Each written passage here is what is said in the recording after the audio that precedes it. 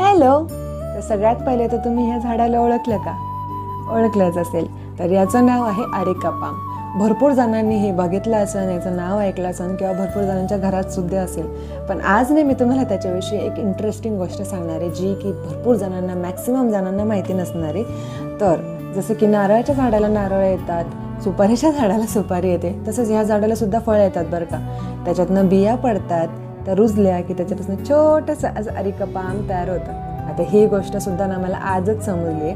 मागच्या वेळेस जेव्हा मी नर्सरीत गेलेले ना, तेव्हा मी याला बघितलं होतं, पण त्यावेळेला मी हे अरेका पाम नाही असं म्हणून सोडून दिलं होतं. पण आज मी जेव्हा नर्सरीत गेले ना, तर त्यावेळेला त्यांनी मला सांगितलं की हो, अरेका पामला फळं येतात, त्याच्या बिया पडतात, त्या रुजल्या की त्याच्यापासून छोटंसं असं हे रोपसुद्धा तयार होतं. आणि जेव्हा अरेका पाम 25 ते 30 वर्षाचं होतं, म्हणजे भरपूर जसं मॅच्युअर झाड होतं, त्यावेळेला त्याला फ्रुटिंग वगैरे होते, बिया वगैरे येतात, पडतात आणि मग त्याच्यापासून हे असं रोप तयार होतं. आणि खरं तर ना, मीच हे ऐकून शॉक झाले होते, कारण मी याच्या आधी कधीच असं ऐकलं नव्हतं. आणि मला माहिती आहे तुम्हालासुद्धा माहिती नसणार आहे.